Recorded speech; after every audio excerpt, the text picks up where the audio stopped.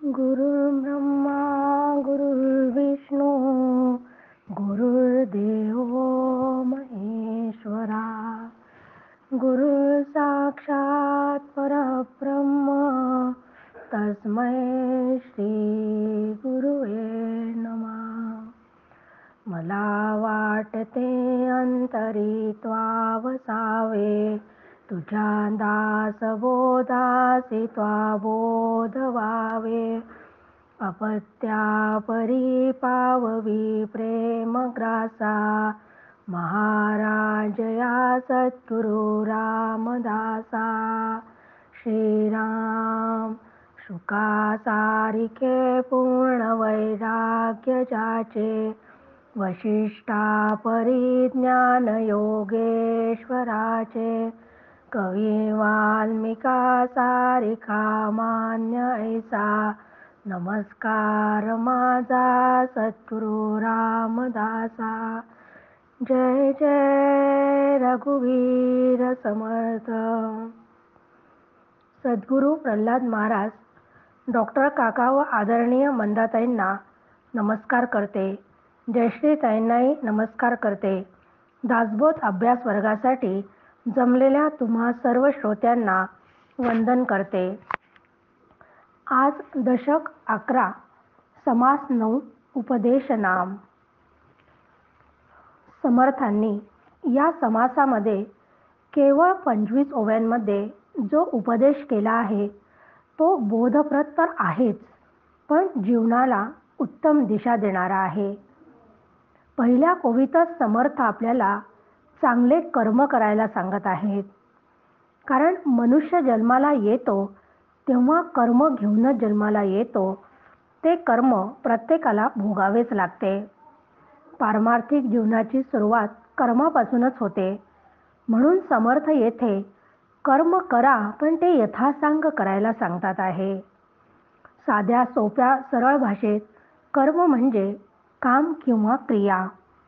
आपण जे जे काही काम करतो म्हणजे खाणे, पिणे, झोपणे, चालणे, प्रार्थना करणे, इवन भांडणे सुद्धा, हे सर्व शारीरिक, मानसिक व वाचिक क्रियांचा समावेश कर्मात होतो. कर्म आणि क्रिया यात थोडासा फरक आहे की जी क्रिया हेतुपूर्वक आणि मी करता या भावनेने केले जाते तिला कर्म म्हणतात आणि न कळत अहेतुकपणे जी क्रिया होते तिला क्रिया म्हणतात. विश्वात कुठलीच घटना किंवा क्रिया कारणाशिवाय घडत नाही. आपल्याकडून होणारे शारीरिक, मानसिक व वाचिक कर्मेच आपले भवितव्य घडवत असतात. कारण प्रत्येक कर्माला फळ असते. कारण चांगल्या कर्मामुळे सुखकारक फळ मिळते तर वाईट कर्मामुळे दुःखकारक फळ मिळते. म्हणजेच सुख किंवा दुःख हे आपल्याला आपल्या आयुष्यात आपोआप घडत नाही. हे आपल्याच कर्माचं फळ असतं. म्हणजे आपणच केलेले वर्तनच त्याचे कारण असते. कर्माचे मुख्य 3 प्रकार आहे: क्रियमाण कर्म, प्रारब्ध कर्म आणि संचित कर्म. क्रियमाण कर्म म्हणजे चालू जन्मामध्ये जागृतीत आणि हेतुपूर्वक जे काया वाचा मनाने कर्म केले जाते त्याला क्रियमाण कर्म म्हणतात. प्रारब्ध कर्म म्हणजे अनंत जन्मात केलेल्या कर्माच्या साठ्यातील जो भाग भोगण्यासाठी काढला जाऊन ते भोगण्यासाठी चालू देह व त्याला योग्य अशी परिस्थिती प्राप्त झालेली असते त्या कर्माच्या भागाला प्रारब्ध म्हणतात. तर संचित कर्म म्हणजे मनुष्य जन्मात केलेल्या कर्माचे फळ चांगले अथवा वाईट ताबडतोब मिळत नाही व ते संचितात जमा होते ते संचित कर्म. फक्त मनुष्य जन्मातीलच कर्मे संचितात जमा होतात. कारण मनुष्यालाच कर्माचे स्वातंत्र्य आहे. बाकी योनीत जन्म असल्यास तेथे प्रारब्धातील भोग भोगणे एवढेच काम असते. त्यांना कर्माचे स्वातंत्र्य नसते. म्हणूनच या समासात पहिल्याच ओवीत समर्थ म्हणतात की तुम्हाला मनुष्य देह जर प्राप्त झालेला आहे तर त्याने मनुष्य देह प्राप्त झाल्यावर कर्म यथासांग करावे. कारण फक्त या देहातच क्रियमाण स्वातंत्र्य आहे. त्या क्रियमान स्वातंत्र्यात षटकर्म शास्त्रांनी सांगितलेली आहेत. विहित कर्म, नित्य कर्म, नैमित्तिक कर्म, निषिद्ध कर्म, काम्य कर्म आणि प्रायश्चित्त कर्म. त्यात विहित कर्म म्हणजे जे शास्त्राने करावयास सांगितले आहे ते कर्म. उदाहरणार्थ सदाचरण आहे, सेवा आहे, लोककल्याणाची कामं आहे, हे सगळे विहित कर्मामध्ये समाविष्ट होतात. नित्य कर्म म्हणजे रोज जे करायचे आहे, स्नान, संध्या, जेवण, सगळं या गोष्टी आपण नित्य नियमाने करतो, त्याला नित्यकर्म म्हणतात. नैमित्तिक कर्म म्हणजे काही विशेष प्रसंगी केले जाणारे कर्म. उदाहरणार्थ सत्यनारायणाची पूजा. आपल्याकडे लग्न कार्य झालं की सत्यनारायणाची पूजा करतात. पौष महिन्यात सत्यनारायणाची पूजा करतात. म्हणजे विशेष प्रसंगी केले जाणारे जे कर्म म्हणजे कुळधर्म, कुळाचार सुद्धा त्यातच समावेश होतो. निषिद्ध कर्म म्हणजे शास्त्राने जे करू नये असे सांगितले आहे ते प्रयत्नपूर्वक टाळावे. म्हणजे उदाहरणार्थ चोरी करणे, लबाडी, परस्त्री, परनिंदा हे शास्त्रांनी करू नये सांगितले आहे ते प्रयत्नपूर्वक टाळण्याचा प्रयत्न करावा. तर काम्यकर्म म्हणजे प्रपंचात काही विशेष लाभ व्हावा म्हणून ते कर्म केले जाते. म्हणजे एखादा संकट आपल्यावर आलं असेल, एखादी आपत्ती आली असेल तर ती टाळावी म्हणून आपल्याला सुख मिळावे या हेतूने केलेले जे कर्म आहे त्याला काम्यकर्म म्हणतात. उदाहरणार्थ दान आहे, नवस बोलणे, त्यासाठी जप उपासना करणे, या सर्वांचा समावेश काम्यकर्मात होतो. तर प्रायश्चित्त कर्म म्हणजे आपल्याकडून घडलेल्या निषिद्ध अशा कर्माचा दोष नष्ट व्हावा या हेतूने केलेले विशिष्ट पुण्यकर्म. उदाहरणार्थ व्रत, यज्ञ, याग इत्यादी. यातील या षटकर्मांपैकी विहित कर्म, नित्यकर्म आणि नैमित्तिक कर्म प्रत्येकाने करावयाचीच असतात. काम्यकर्माला शास्त्राने मान्यता जरी दिलेली असली तरी साधकाने ती टाळावी. कारण मनात कामना न ठेवता केलेल्या कर्माने पुण्यगाठी जमा होते व आपल्या खात्यात शुद्ध पुण्य जमा होते. आणि शुद्ध पुण्य जेव्हा जमा होते तेव्हा आपली वृत्ती ईश्वराकडे जाण्यास आपल्याला मदत करते, म्हणजेच मुमुक्षुत्व देते. पण सामान्य माणसाने मात्र सकाम कर्मे करण्यास काहीच हरकत नाही. निषिद्ध कर्म जर प्रयत्नपूर्वक टाळावी मग प्रायश्चित्त कर्माचा प्रश्नच उद्भवत नाही. परमार्थामध्ये आधी कर्म, मग उपासना व नंतर ज्ञान अशी त्रिसूत्री सांगितलेली आहे. म्हणून समर्थ पहिल्याच ओवीमध्ये आपल्याला सांगतात श्रीराम समर्थ श्रीराम. आधी कर्माचा प्रसंग, कर्म केले पाहिजे सांग. कदाचित पडिले व्यंग, तरी प्रत्यवाय घडे श्रीराम. म्हणून कर्म आरंभिले, काही एक सांग घडले. जेथे जेथे अंतर पडिले, तेथे हरिस्मरण करावे श्रीराम. की कर्म, उपासना आणि ज्ञान या त्रिसूत्रीत जीवाच्या उत्कर्षासाठी प्रथम कर्म करावे लागते. ते कर्म यथाशास्त्र झाले पाहिजे, अन्यथा त्या कर्मात चूक झाली तर दोष लागतो. आणि संत ओळखून असतात की मनुष्य प्राणी अत्यंत हुशार आहे, त्याला काहीही सांगा तो त्यातनं पळवाटा शोधूनच काढतो. सरकारी कर वाचवण्यासाठी सरकारी नियम यातून मनुष्य अनेक प्रकारच्या पळवाटा काढतो. इन्कम टॅक्ससाठी भले भले लोक किती गैरप्रकाराने पळवाटा काढतात हे आपण नेहमीच पाहतो. साधे रस्त्याने जाताना डाव्या बाजूने चालावे व अन्य इतर नियमसुद्धा सर्रास धाब्यावर बसवताना रोज आपण पाहतो. तीच गोष्ट आपण परमार्थातही करतो की जेव्हा घरी एखादी पूजा असते त्या पूजेमध्ये तयारी करताना काही ना काही पूजेचे साहित्य ठेवायचे राहूनच गेलेले असते, तेव्हा गुरुजी पण सांगतात की पूजेत फुलं नाही त्याऐवजी वहा अक्षत, कापूर नाही वहा अक्षत, असे करणारा फक्त मनुष्य प्राणीच आहे. यासाठी काका नेहमी एक उदाहरण देतात की मुंबई पुण्याकडे सकाळी बहुतेक लोकांच्या घरी दाराशी 3 गोष्टी ठेवलेल्याच असतात. एक म्हणजे पेपर, दुसरं दुधाची पिशवी आणि तिसरं म्हणजे फुलाची पुडी असते. पेपर आला नाही तर घरातील व्यक्ती चौकात जाऊन पेपर आणतो. दूध आले नाही तर दूध आणण्यासाठी घरातला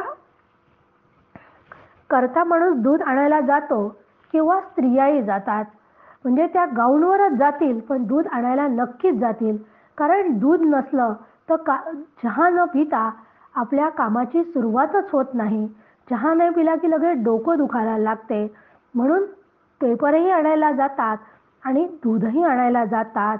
पण तिसरं म्हणजे जी फुलांची पुडी की जी देवासाठी आपण बोलवली आहे ती आली नाही तर मात्र आपण त्यासाठी कुठलेच कष्ट घेत नाही.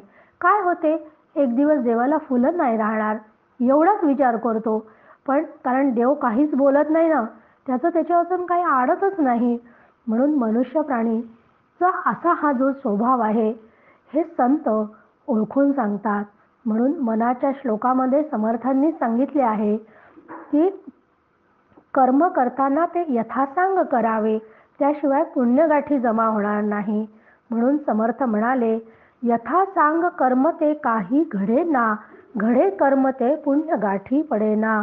म्हणूनच प्रयत्नपूर्वक शास्त्रशुद्ध कर्म करावे. असे कर्म करूनही जर क्वचित आपल्या हातून काही चूक झाली तर हरिनामाचे स्मरण करावे, त्याने ते कर्म शुद्ध होते. तरी तो हरी आहे कैसा, विचार पहावायचा. संध्येपूर्वी जगदीशा, 24 नामी स्मरावे श्रीराम. 24 नामी सहस्रनामी, अनंत नामी तो अनामी. तो कैसा आहे अंतर्यामी, विवेके ओळखावा श्रीराम. की कर्म शुद्ध करायचं असेल आणि कर्म करताना काही जर चूक झाली असेल तर ती चूक दूर होण्यासाठी हरिनामाचे स्मरण करा असं समर्थांनी आधीच्या ओळीत सांगितलं. कारण कर्म शुद्ध होण्यासाठी मात्र मला ज्याचे स्मरण करायला सांगितले आहे तो हरी परमेश्वर कसा आहे याचा विचार मात्र करायलाच हवा. संध्या करणाऱ्या लोकांना माहीत आहे की संध्या करण्यापूर्वी त्या हरीच्या 24 नामं घेण्याची पद्धत आहे. या 24 नामांमधून संध्या करण्याच्या पूर्वी त्या हरीचं स्मरण करतात. म्हणून करतात. समर्थांनी नामस्मरण भक्ती सांगतानाही सांगितले आहे की परमेश्वराची अनंत नामे स्मरता तरिजे नित्य नेमे, नामस्मरण करिता येमे बाधिजे ना श्रीराम. सहस्रनामामध्ये कोणी एक, म्हणता होतसे सार्थक. नामस्मरता पुण्यश्लोक, होईजे स्वय श्रीराम. की संध्या करताना जशी हरीची 24 नामं आपण घेतो तसंच विष्णू सहस्रनामामध्ये सुद्धा विष्णूच्या 1000 नामं सांगितलेली आहे. ते विष्णू सहस्रनाम सुद्धा आपण घेत असतो. पण 1000 नामांचा हा विष्णू असला तरी तो हरी अनंत नामाचा असून तोच सगळ्यांच्या अंतःकरणामध्ये राहणारा व अनामी म्हणजे जो अरूप आहे त्याला मात्र विवेकाने जाणून घ्यावे. ब्राह्मण स्नान संध्या करुणी आला, मग तो देवार्चनास बैसला. यथा सांगतो पूजिला, प्रतिमा देहो श्रीराम. नाना देवांच्या प्रतिमा, लोक पूजिती धरुनी प्रेमा. ज्याच्या प्रतिमा तो परमात्मा, कैसा आहे श्रीराम. की कोणी ब्राह्मण स्नान व संध्या करून पूजेला बसतात. आपणही आपल्या घरात रोज देवपूजा करतो. त्या देवघरात अनेक प्रकारच्या वेगवेगळ्या देवाच्या प्रतिमा असतात. या प्रतिमा कधी टाक स्वरूपात असतात, कधी फोटोच्या स्वरूपात असतात, तर कधी मूर्ती रूपात असतात. त्या देवदेवतांची अत्यंत आपण आवडीने प्रेमाने सर्व लोक पूजा करतात. परंतु ज्या परमात्म्याच्या त्या प्रतिमा असतात तो कसा आहे हे आधी जाणून घेतले पाहिजे. कारण प्रतिमा पूजा ही परमेश्वराला ओळखण्यासाठीची पहिली पायरी आहे. आपल्याला जर वरच्या मजल्यावर जायचे असेल तर आपण पायरीचा आधार घेऊन एक एक पायरी चढतो तेव्हा वरच्या मजल्यावर पोहोचतो. इथेही प्रतिमा पूजेने म्हणजे सगुणाने सुरुवात करायची आणि त्या सगुण उपासनेमधील त्या ईश्वराला जाणून घ्यायचे व मग निर्गुणापर्यंत पोहोचायचे. चत्वार देवमध्ये हा विचार आपण सविस्तरपणे केला होता. चत्वार देवमध्ये समर्थ म्हणतात, नातुडे मुख्य परमात्मा म्हणूनही करावी लागे प्रतिमा, की मुख्य परमात्मा ओळखण्यासाठी केवळ साधन म्हणून मूर्तीपूजा आहे. मूर्तीपूजा साध्य नाही हे साधकाने लक्षात घ्यावे. एकदम निर्गुणाचे आकलन होत नाही, ते समजत नाही. म्हणून सगुणाचे संगे निर्गुण पाविजे निर्धारे असे माऊली सुद्धा आपल्याला सांगतात. म्हणजे अमूर्त गोष्ट प्राप्त करण्यासाठी मूर्ताचा आधार घ्यावा लागतो हेच खरे आहे. ऐसे ओळखिले पाहिजे ओळखोन भजन कीजे, जैसा साहेब नमस्कारिजे ओळखल्या उपरी श्रीराम. तैसा परमात्मा परमेश्वर बरा ओळखावा पाहून विचार, तरीच पाविजे पार भ्रमसागराचा श्रीराम. की ज्याप्रमाणे शासकीय अधिकाऱ्याला ओळखून त्याला नमस्कार करतात, त्याप्रमाणे परमेश्वराला ओळखून त्याची उपासना करावी. म्हणजे आता पहिल्या ओवींमध्ये समर्थांनी कर्म यथासांग करायला सांगितले आहे आणि कर्मानंतर आता इथे उपासना करायला समर्थ सांगत आहेत. कारण त्या परमात्मरूप परमेश्वराचे स्वरूप वेदांत शास्त्रानुसार समजून घेऊन त्या शास्त्रानुसार भक्ती उपासना घडली तरच संसार सागरातून पलीकडे जाता येते. पूजा घेता ती प्रतिमा अंगा येतो अंतरात्मा, अवतारी तरी निजधामा येऊन गेले श्रीराम. परी ते निजरूपे असती ते निजरूपे ते जगज्योती, सत्वगुण तये समणती जाणती कळा श्रीराम. की उपासकाने केलेली प्रतिमांची पूजा देवापर्यंत पोहोचते. उपासकांच्या अंतःकरणात अंतरात्मा व्यापून असून प्रतिमा त्याची प्रतीके असतात. म्हणून रामकृष्णांसारखे ईश्वरी अवतार जन्माला आले व ते देहासहज गुप्त झालेले आहेत. कारण ते देहासह गुप्त झाले आहे. त्यांचा सूक्ष्म देह मात्र तसाच शाबूत असतो. पण हे अवतार त्यांच्या मूळच्या ईश्वरीय स्वरूपात अवतार समाप्तीनंतरही असतात. म्हणजे ते सूक्ष्म रूपात या जगतामध्ये असतातच. त्या मूळच्या स्वरूपालाच जगज्योती, शुद्ध सत्व व जाणती कळा म्हणतात. म्हणूनच समर्थांनी त्यांच्या अंतसमयाच्या वेळेस म्हटले आहे की माझी काया आणि वाणी गेली म्हणाल अंतःकरणी, तरी मी आहे जगज्जीवनी निरंतर असे श्रीराम. कारण माझी काया वाणी म्हणजे माझा देह आणि माझी वाणी जरी गेलेली असेल तरी मी या जगज्जीवनी मूळ स्वरूपात जगज्योती नावाने शुद्ध तत्वाने या जगतामध्ये आहेच. तये कळेचे पोटी देव सती कोट्यानुकोटी, या अनुभवाच्या गोष्टी प्रत्यय पाहावा श्रीराम. देहापुरामध्ये ईश म्हणून तया नाव पुरुष, जगामध्ये जगदीश तैसा ओळखावा श्रीराम. जाणीव रूपे जगदांतरे प्रस्तुत वर्तती शरीरे, अंतःकरण विष्णू येणे प्रकारे ओळखावा श्रीराम. की या जाणत्या कळेमध्ये कोट्यवधी देवदेवतांचा समावेश असतो.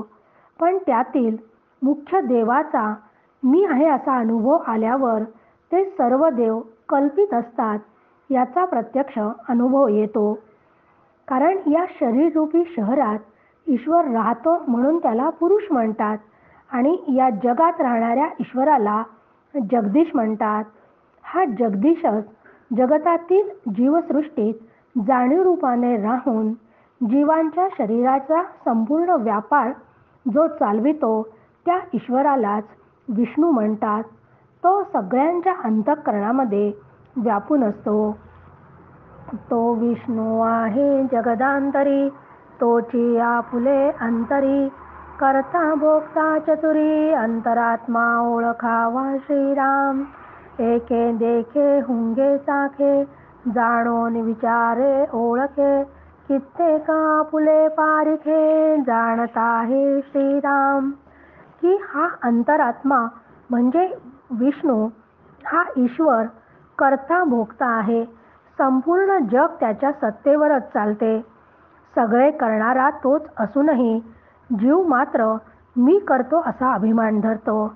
खरे म्हणजे बोलणारा, चालणारा, चव घेणारा, ऐकणारा, वास घेणारा तू नाहीसच, पण तरीही तो सगळे मी करतो असे तो म्हणतो. जीवाला साधा श्वास घेण्याचे सामर्थ्यही स्वतःच्या जीवाचे नाही. थोडा वेळ नाक बंद करून पहा, म्हणजे लक्षात येते की जेव्हा श्वास घ्यायला त्रास होतो तेव्हा ताबडतोब जीवाला म्हणजे मनुष्याला दवाखान्यात ॲडमिट करावे लागते आणि त्याला आर्टिफिशियल श्वास द्यावा लागतो. मग साधं श्वास घेण्याचं सुद्धा सामर्थ्य या जीवाचे नसतानाही तो स्वतःला करता भोगता समजतो.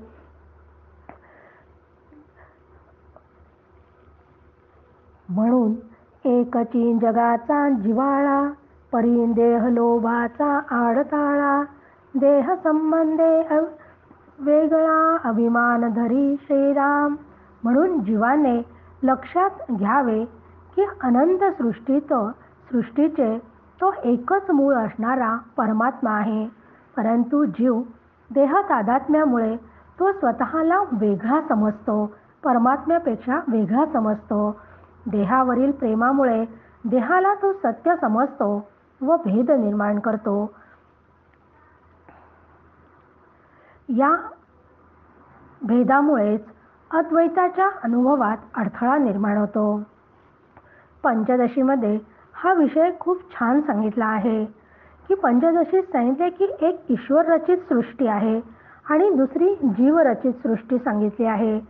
की ईश्वराने फक्त एक स्त्री निर्माण केली, परंतु त्या एका स्त्रीच्याकडे विविधतेने पाहण्याची दृष्टी जीवाने भेदाने निर्माण केली.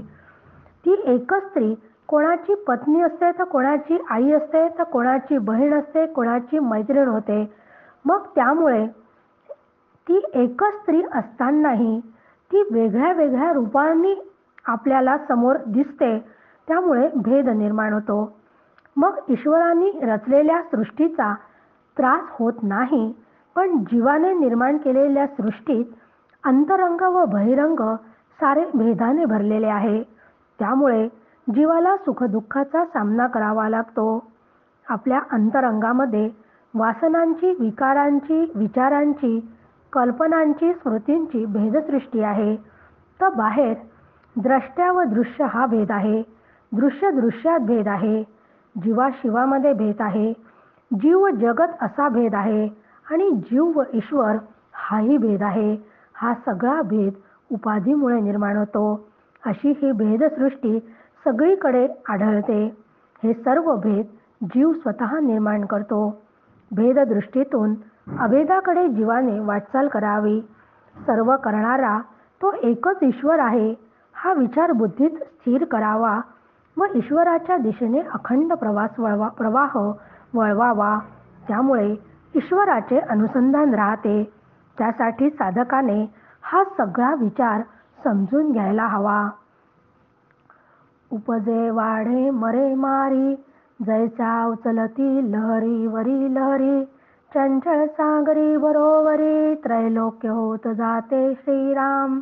त्रैलोका वर्तवतो एक, म्हणोनी त्रैलोक्य नायक, ऐसा प्रत्ययाचा विवेक, पाहना कैसा श्रीराम.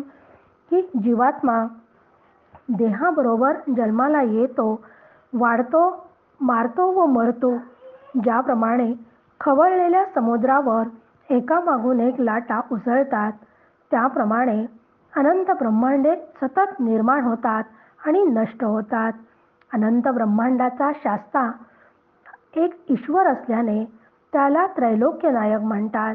हे चांगल्या रीतीने समजून घ्यावे. सागरावर उसळणाऱ्या लाटा पाण्यापेक्षा भिन्न नाही, पण त्या लाटांना स्वतःचे सामर्थ्य नाही. त्या लाटा सागरात उसळणे व पूर्ववत होणे हे सामर्थ्य पाण्याचे, लाटांचे, सागराचे नाही, तर ते सर्व परमेश्वराच्या इच्छेने घडते. ते सामर्थ्य ईश्वराचे आहे.